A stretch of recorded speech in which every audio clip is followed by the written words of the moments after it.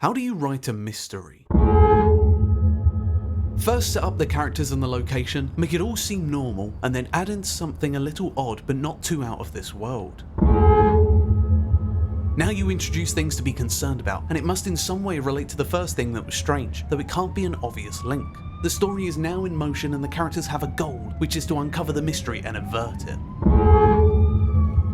Finally, you tie all the loose plot threads together by revealing what caused all the strange and mysterious events.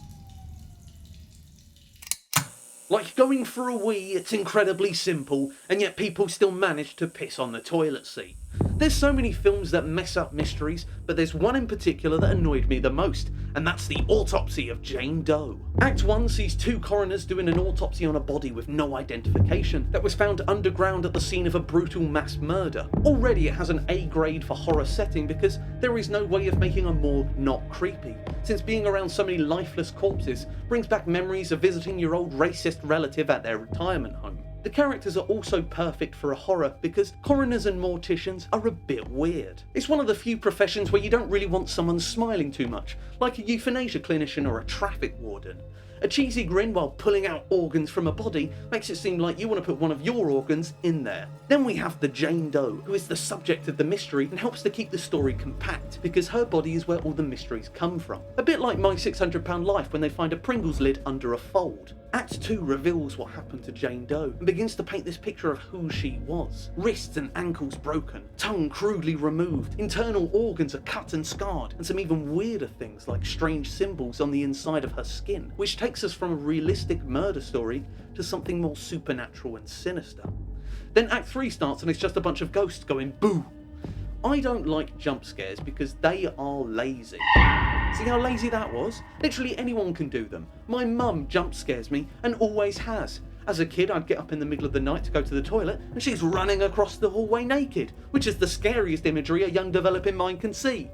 But the laziness of the third act isn't what made it bad. What ruined it was the shift in tone.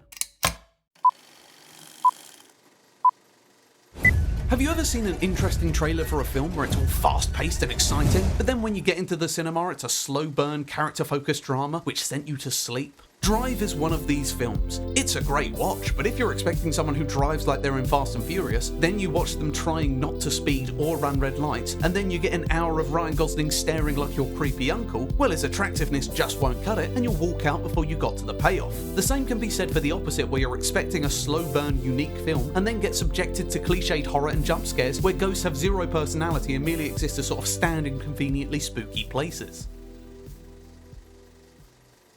The next film I want to look at is Saltburn. I loved this film, and then I didn't. Act 1 develops the characters and introduces us to the main character Oliver, who is attracted to the tall, pretty boy with an accent that immediately makes me think he's a knob, which he is. We also develop the setting, which is that of posh, upper class, spit on the peasants that will govern in the future, which directly contrasts the main character, who is of a pretty downtrodden but fairly normal background. Then in Act 2, we reveal the main character is a bit of a wrong'un. He goes down on the sister like he's a fan of pennies and spits in his peasant hands to lube up the cousin, but it's all shown as a manipulative tactic so he can stay close to the person he's after. Then in Act 3, everyone gets murdered. That doesn't make any sense. What do you mean it was all planned from the very start? Are you trying to tell me that the main character doesn't love the tall, handsome man he watched beating his meat in the bath? The problem here is that the mystery reveal didn't align with what was going on in the story. You can't seriously pretend that he didn't like the hot guy whose bathwater he drank that nobody saw, so it was solely for his own enjoyment. The only people that see it are the audience, and he doesn't know that there's an entire cinema gagging in unison. So it completely contradicts the narrative. I was enjoying the film when it was just some bisexual freak doing bi stuff so he can do gay stuff with the hot guy, while we get really dark jokes about the emotionally repressed English people. It's a shame the story changed so much because it became less unique, since I've seen so many films that end with, and it was all planned from the very beginning, like it was some sort of heist. Mysteries are made up of smaller mysteries that are answered at the end with the reveal, and you need to make sure that every mystery is explained. If you don't, then you are creating more questions that need answering, which ultimately means you created a mystery that wasn't resolved. Which brings me to Leave the World Behind. I saw that this was directed by Sam Esmail and I quite like Mr. Robot, so I thought this would be decent. Trailer looked interesting and quite the mystery, but then about an hour in I thought, oh no, this is going to be one of those Act 3 mystery contradictories. We start by introducing the White family, who go on holiday to this nice house by the sea. But while out at the beach, they see a boat sail into the sand as its navigation systems have stopped working, since this story is about how easily our systems can be interrupted. They return to the house to find that the Wi-Fi has gone out, because this story is about our connection to gadgets and screens. Then later that evening, they meet the Black family, because this story is about race. Except it isn't. Mahershala Ali reveals that there was a blackout in the city, and so he and his daughter rush back to their other home that they rent out and ask if they can stay the night. Julia Roberts is then portrayed as a racist Karen with "I want to see your owner" energy, which made it so much worse that I was on her side. It's only a power cut, so take out the candles and get ready to be bored and have arguments over board games. If you don't want to stay in the city during a power outage, then go to a hotel, because I don't like talking to strangers at my front door, let alone around the table while I'm eating breakfast. Good job this didn't happen to me, as I'd be like, I'm sorry, but this is a weird request. No lights or internet isn't a big deal, unless there's more going on that you don't want to tell me about. and then he'd have to tell me exactly what's happening, which would mean there's no mystery. The entire film, this character knows what is going on because he has friends in high up places. One of them told him about a tactic to destroy a country, which starts with stopping all communications, create a bunch of misinformation, then let the people freak out and start killing each other. Dumb plan, as everyone knows you can just create misinformation by making comedy legal on Twitter, and then all the MAGA supporters go crazy. This character knows about all of this shady stuff and is fairly certain what's going on, but decides to keep this information to himself. Just bear this in mind for moments like the TV displaying it's a national emergency. He doesn't even tell his daughter, who knows that he knows something, but he just keeps being vague like a murderer who hasn't plucked up the courage to fully confess. Our characters wake up the next morning and Julia Roberts sees news notifications about hackers. Hackers? Why are you being so nonplussed about all of this? Goddamn, woman, I just woke up. Stop being such an unlikable, nagging Karen that the audience feels like they can't get behind because they're too afraid to get caught up in some racist nonsense. At this point in the film, I was still invested. Then we get this. The hundreds of deer pretty much come out of nowhere, and it really had me thinking, where the hell is this going? It doesn't go anywhere, because where in the plan of destroying America is the part where they get deer to act weird? So this is what we are going to do. We will destroy America by hacking into their power stations, their transportation systems, and their communications. Then we send out the deer, and then we crash planes. Whoa, whoa, whoa, whoa. Is the deer going to be enough? Good point. We'll send flamingos as backup. Julia Roberts tells Mahershala about the hacker notifications, and instead of telling them the thing he knows is definitely happening, he says, Again, I was still invested because at this point, I didn't know how much he knew. So this added to the mystery, and felt like I was falling deeper into the rabbit hole.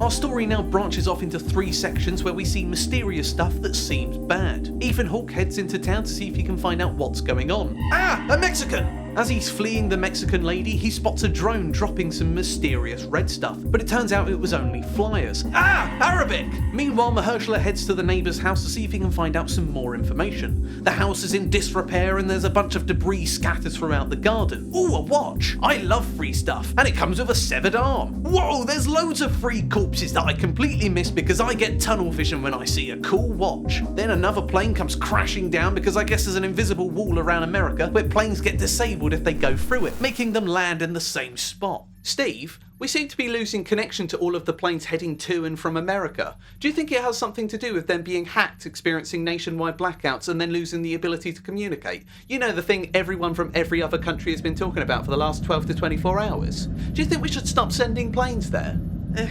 Just send them anyway. They knew the risk. Like, have you seen how many dodgy plane videos there's been recently?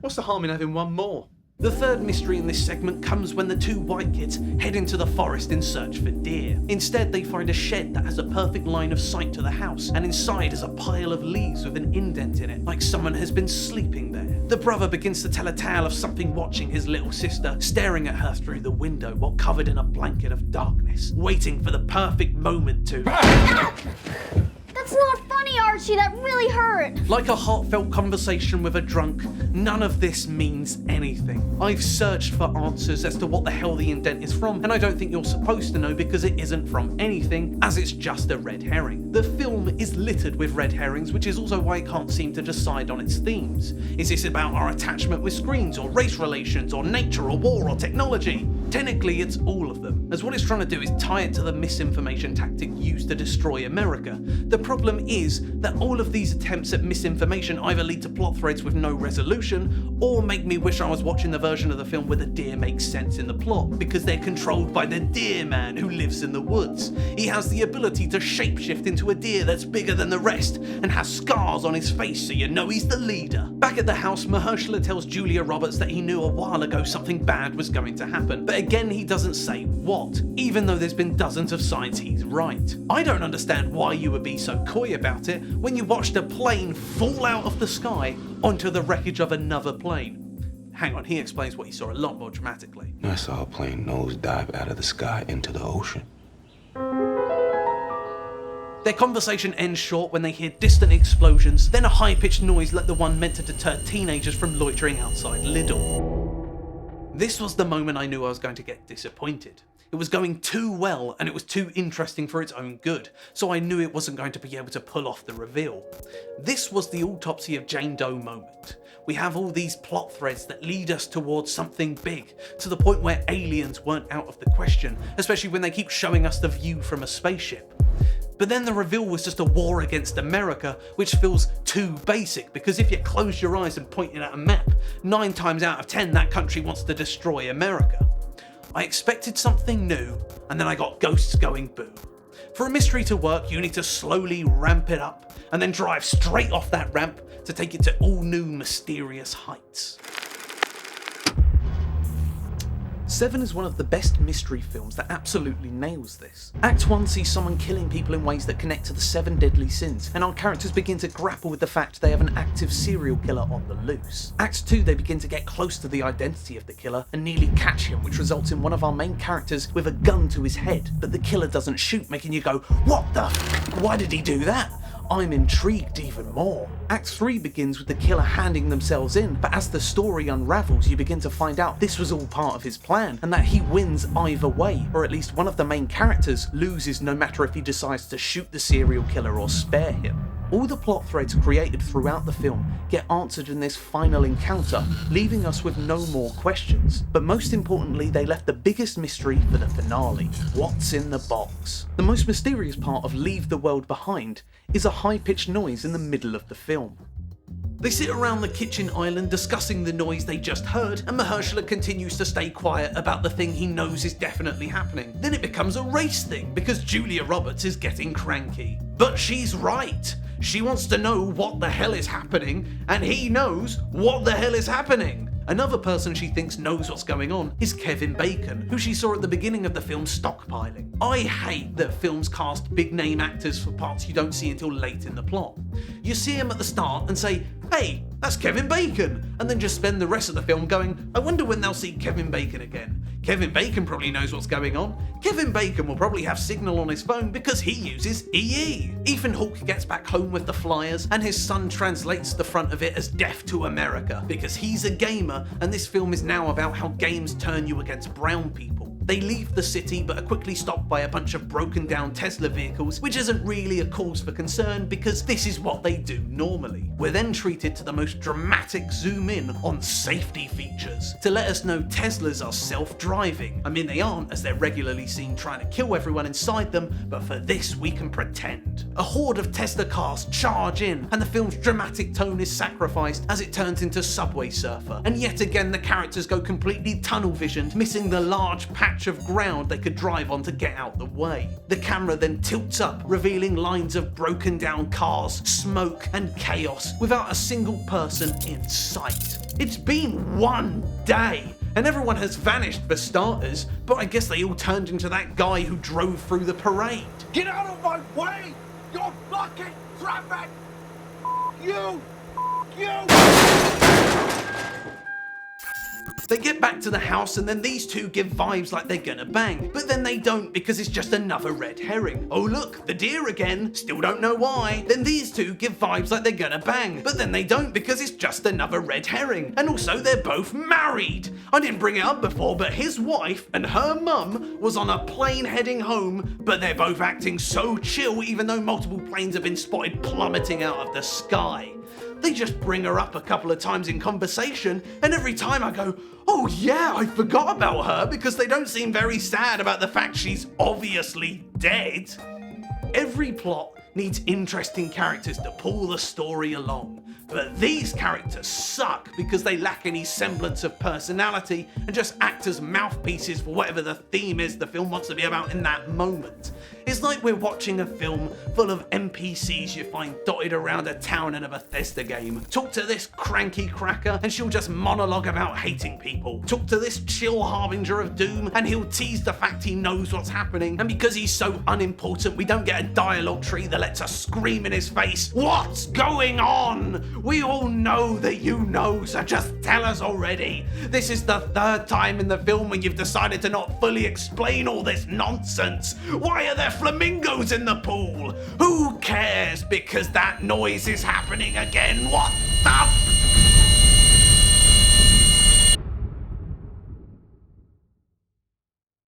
The characters wake up in the morning to find that the son's teeth start falling out, and then he just starts pulling them out like he's doing one of those TikTok videos where women remove all their makeup so everyone will say they look like monsters. Why is this happening? I'm sure you've given up on asking.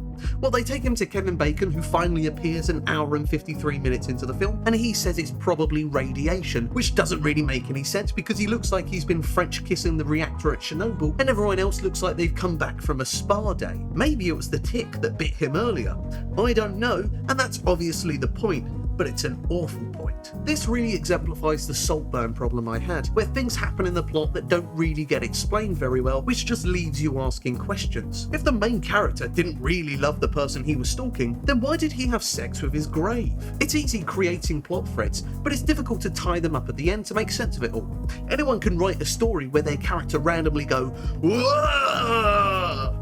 But only a good writer can have it make sense at the end. They try to buy medicine from Kevin Bacon, but he says society is crumbling, so money probably doesn't mean anything anymore. And oh my god, it's turned into a Mexican standoff. I'm sure you're not asking yourself, where did Mahershala Ali get a gun from? When he and his daughter first arrived at the house, and the film was giving racial tension vibes, it revealed he had a gun in a locked drawer. This was obviously supposed to be a red herring like every other plot point, because you are meant to think about that gun whenever they're having their tense, racy conversations that lead nowhere. You know what also leads nowhere? The use of this gun, because Ethan Hawke just convinces Kevin Bacon to help them anyway, so it's merely there to add a hint of tension, even though it doesn't make any sense that the gun would get drawn anyway. He's known this family for 2 days, and yet he's ready to lay down his life for them.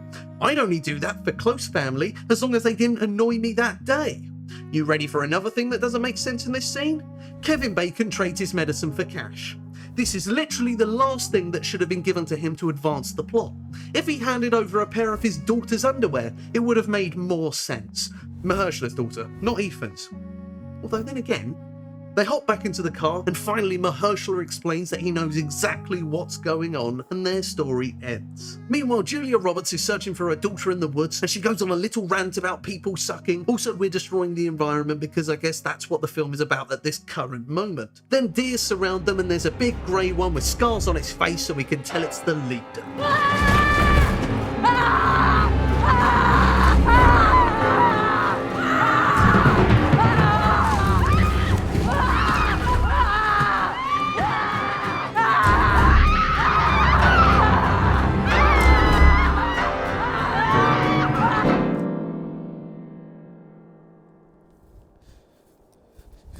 The worst thing about a bad mystery is that you only know your time has been wasted at the very end.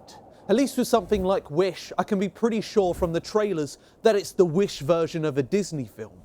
After the deer incident, it doesn't lead to anything because, of course it doesn't.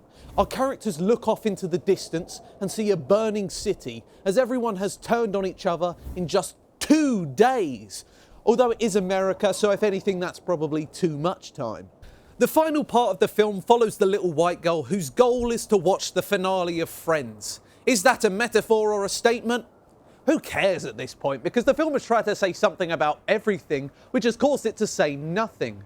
She runs away from home, comes across the neighbour's house, and they have a bunker stocked full of supplies, but most importantly it has the finale of Friends.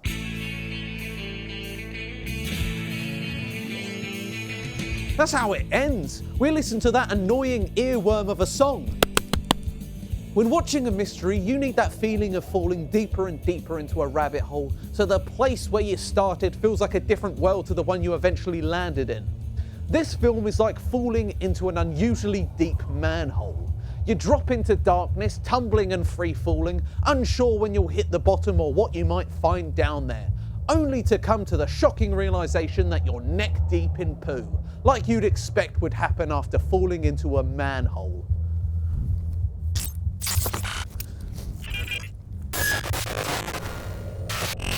The Witch is another perfect mystery, even though it isn't a mystery. It's called The Witch, and we see a witch at the beginning, so obviously there's a witch. But it still follows the same structure, creating this falling down the rabbit hole feeling. Act 1 introduces the characters who are being thrown out of their community because of their religion. They build a home near the woods and begin to settle when suddenly the youngest child mysteriously vanishes. This is the boat that plows into the sands and leave the world behind, because the characters thought it was just a peculiar thing to happen, but the audience knows it's a result of something bigger that connects to the overarching story. We get a few other mysterious events, but then we cross over into Act 2, when the eldest son goes missing in the woods, only to return later that night naked and sick. He dies the next day, which shows to the characters that they have a problem on their hands, especially because they expect witchcraft is to blame. This causes infighting amongst the family, who turn on each other in hopes they can end their suffering, and makes them question their own religion, which put them into this situation in the first place. Now we fall into Act 3, where everything goes bananas. The witch kidnaps kids, a crow eats a nipple, a goat stabs a man, a daughter stabs a mum, then the main character, who everyone has been calling a witch, becomes one by bargaining with the goat that was actually Satan because her family are all dead and she's at her lowest point, showing that there was purpose to all of the torment, as it was for their goal of manipulation and for the main character to sell her soul. Even though we know from the beginning that a witch is causing all this chaos, the story has been expanded on, leaving room for a mystery.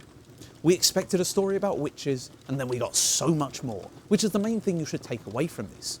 It's all about your expectations. If you expect a film to be one thing and then it's another, you'll be bored. If you expect the film to answer major questions and then it doesn't, you'll be confused. If you expect the mystery to be something more interesting and then it isn't, you'll be disappointed. Set up the mystery, show that it's bad, then reveal it's actually much worse than you thought it was. All down. Fucking cold. Good God. Ugh.